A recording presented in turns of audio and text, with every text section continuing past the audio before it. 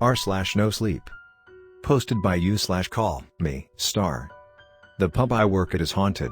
What's lurking in the basement is pure horror. My first month on the job went without incident. I was hired as head chef, seeing how Ray, the previous chef, quit unexpectedly. The pub, which was originally built in the late 1700s, then rebuilt in 1823, is located in downtown Ancaster, a quiet village in southern Ontario. The pub seats roughly 60 people, and boasts live music 4 nights a week. It's a cozy room, and the food is fantastic, if I do say so myself. Sometime last week, as I was delivering a tray of steaming hot glasses to the bar, I saw my first ghost. It was a Sunday, I remember. The pub was dead. Only one table remained, the patrons were finishing their drinks, and discussing how they would split the bill. Sitting alone at the end of the bar was a woman who may have been in her early 40s, she was well-dressed and well-postured, and wore a large, broad-brimmed hat and a thin, gauzy white dress. There was a sadness surrounding her, but I was busy working, so I paid her little notice. All I wanted was for this shift to end, and pronto, so I could enjoy a cold, refreshing pint. Brenna, the bartender that evening, hurried past me, all the while ignoring the woman sitting at the bar, who was without a drink. I think that woman needs a drink," I said to Brenna. "Or her bill." I regretted these words as soon as I'd spoken them. Never tell a bartender how to do their job, right? That said, I couldn't figure out why Brenna, who's a wonderful barkeep, would allow a customer to sit unserved for so long. Brenna glanced toward the bar where the woman was seated, and frowned. "There's no one sitting at the bar," she said, sounding very much annoyed. I thought Brenna was teasing me, since I'm the new guy and all, but when I checked, the woman sitting at the bar was gone. I was stunned. I wanted to say something clever, but for the first time in my life, I was lost for words. Instead, I made a joking gesture, like I was kidding with her, then scampered back to the kitchen to finish my work. When the kitchen was closed and my work completed, I bounced back to the bar, anxiously awaiting my after-work pint. I sat tepidly at the bar, drinking my beer. My mind was racing. I couldn't stop thinking about that woman wearing the hat. Was she a hallucination? Probably, she was. I chose to sit at the opposite end of the bar, just in case. That said, it's a modest-sized bar, so I was still within spitting distance of where the woman was sitting. I finished my beer, and soon forgot about the mysterious woman. I was ready for home. As I was putting on my coat and scarf, bracing for the icy weather waiting for me outside, I spotted the woman from the corner of my eye. "Gotcha," I snapped, looking across the bar to where she was sitting. Only, when I checked, she had vanished.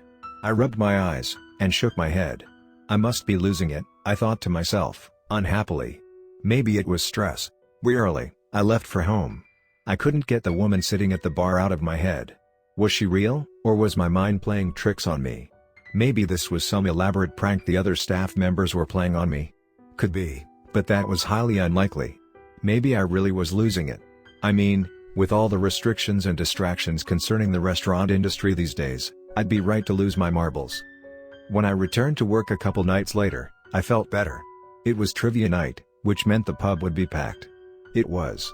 Work was beyond strenuous. The kitchen, which was hot enough to scald a loon, looked more like a war zone than a place to prepare food. Sometime after 8 o'clock, when it died down a bit, I took my dinner break. I sat at the edge of the bar and ate my burger in silence. I was famished. As I was dipping my French fries into a giant glob of ketchup, lost in my thoughts, I spotted the woman sitting at the bar. Beside her was a group of large men, who were drinking and roaring and having a good time. This woman, on the other hand, remained eerily quiet. It was like she wanted to go unnoticed. As Brenna whizzed past me, I motioned to the woman sitting at the bar. Brenna shot me a stern look. "What now?" she snapped. It was obvious she didn't like me, maybe because I was filthy, and I smelled like fish bait. "You're pointing to the only spot no one's sitting in. You do know this, right?" "Huh?" When I peeked past the men drinking at the bar, the mysterious woman was gone. I gasped. Brenna, on the other hand, muttered some choice words under her breath, then sauntered off to serve some drinks. I was too frightened to even so much as glance across the bar to where, up until a moment ago, the woman wearing the hat was seated. But if she wasn't really sitting there, then how come her bar stool remained vacant? This was peculiar, because the pub was jam-packed. Every table and chair were filled except hers. It was as if some unknown force was preventing people from sitting there. This made zero sense. I was coming unhinged. Nothing made sense to me at that moment. As I was heading back to the kitchen, I felt a pair of eyes following me. I knew who it was. It was the woman sitting at the bar. When I glanced over my shoulder, sure enough, she was back sitting at the bar. When I took a step toward her, however, she disappeared again. Poof. Just like that, she was gone. I resisted the urge to scream. Instead, I scooted back to the kitchen, where I belonged. As impassively as possible, I asked Dave, the line cook who was working with me that night, about the haunted history of the pub. I'd heard rumors of such, but chalked them up to folklore. Dave ignored me. Instead, he put 5 pounds of chicken wings into the deep fryer, then pulled out a tray of nachos from the oven. I asked him again. Dave remained silent for an uncomfortable length of time. Eventually, he looked up from the plate of nachos he was dressing, and scrutinized me. "Are you serious?" he asked. "Or are you just being a jerk?" This wasn't the response I was expecting. When I mentioned the woman sitting at the bar, his eyes lit up. "You've seen her?" he asked. He was unable to contain his excitement. "Wow. That's cool. I've only heard of her." We went back to work. Dave pulled the wings from the deep fryer, shook off the grease, applied the appropriate sauces, then plated them. I rang the bell, and the server quickly came to retrieve them. The subject of the woman sitting at the bar didn't come up again until sometime after work. Sitting at the table closest to the bar, I bought Dave an after-work pint, to which he guzzled down with glee. Afterward, I ordered us another round. I wanted to loosen his lips. She was sitting right there. I pointed to the stool at the end of the bar, next to the warmly decorated fireplace with the rose-colored stockings hanging from the mantel. Dave peeked over my shoulder. He smiled nervously, then he leaned in close to me and whispered, "Have you ever been to the basement?" I shook my head. The basement is where we store kegs and random cleaning supplies, but mostly, it's where junk goes to die. The next round of drinks arrived. We cheersed. Dave took a generous gulp, wiped his mouth on the sleeve of his Metallica shirt, then looked me dead in the eyes. "The pub is definitely haunted," he said, just above a whisper. "It has been for as long as anyone can remember. Personally, I haven't seen any ghosts, but Ray told me some stories. Creepy stories, which included this lady you're describing. Ray hated this place, especially the basement. Probably why he quit." Dave paused to drink. "Do you know the history of this pub? This town, in fact?" I didn't. The town of Ancaster is old. Well, old for this part of the world. Across the street is where they kept the gallows. That's where they hanged war criminals, traitors, and your run-of-the-mill ruffians. They hanged a lot of men during the War of 1812. They were ruthless about it, too. Did you know that the bloodiest sentence ever handed down, to this day, happened here? They executed 15 men, all of whom were charged for treason. It gets better. These same prisoners resided right here in this very building, waiting for those nasty nooses to snap their necks like twigs.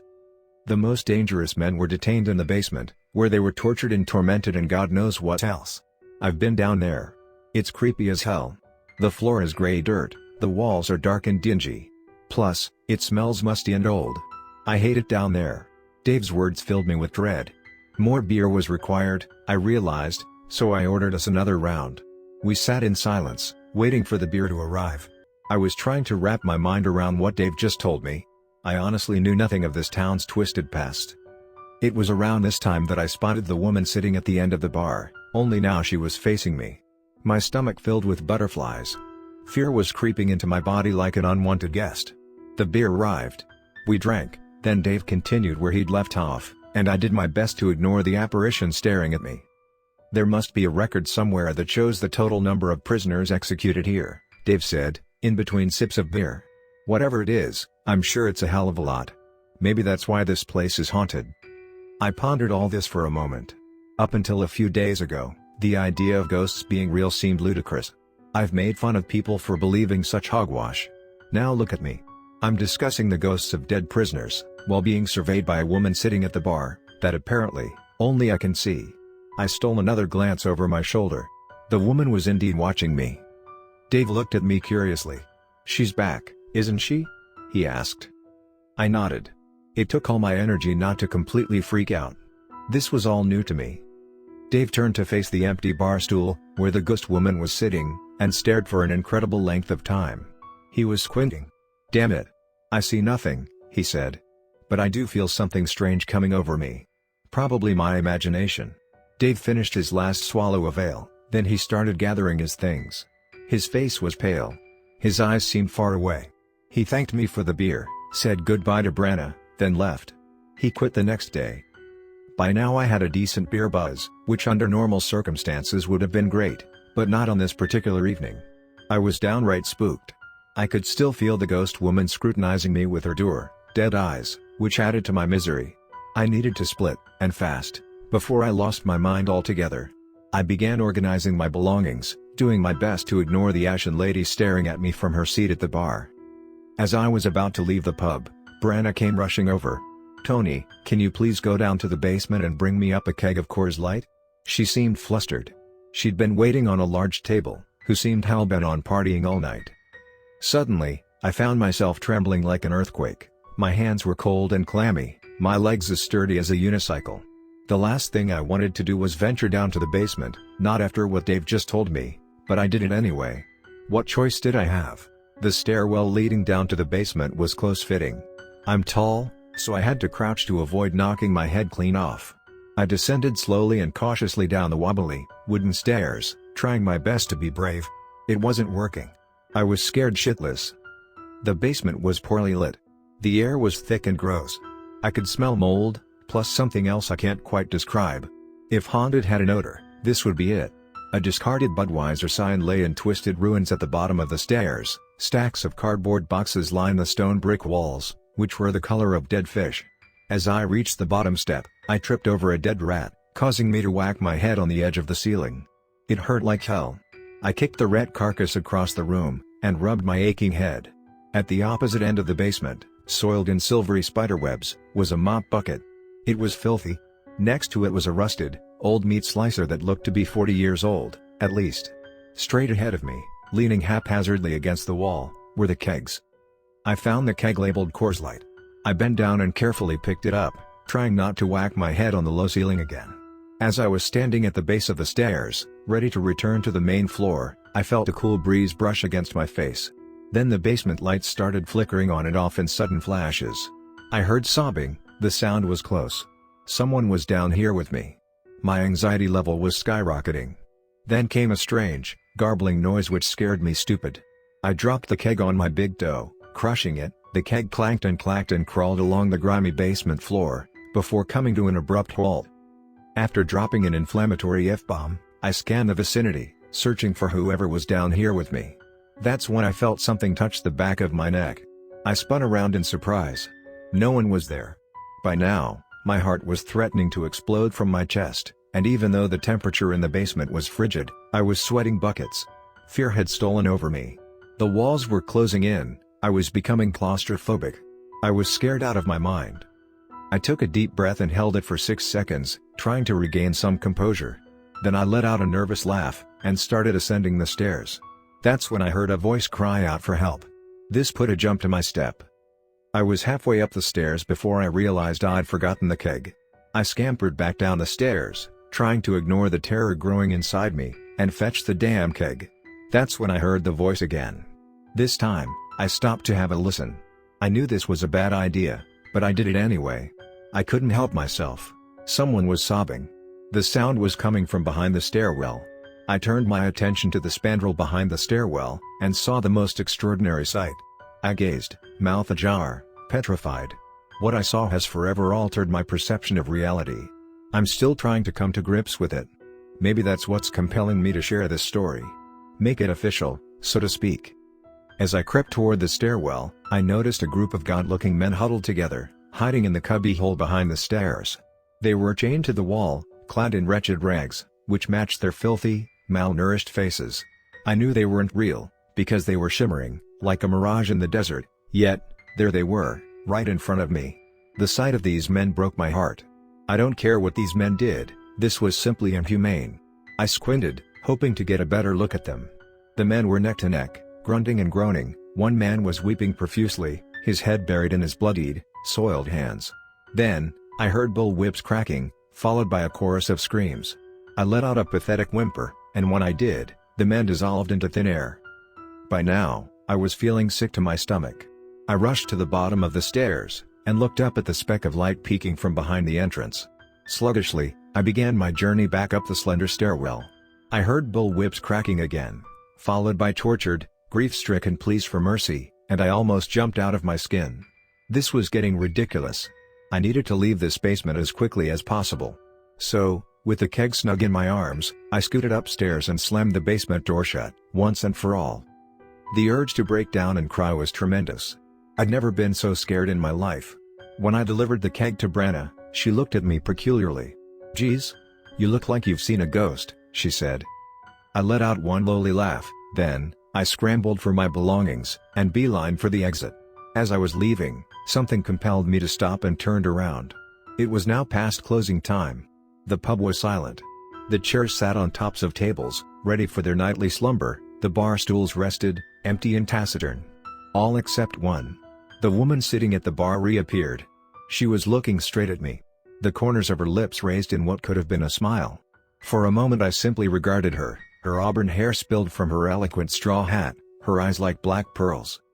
I waved goodbye to her as I left, and collapsed onto my bed the moment I got home.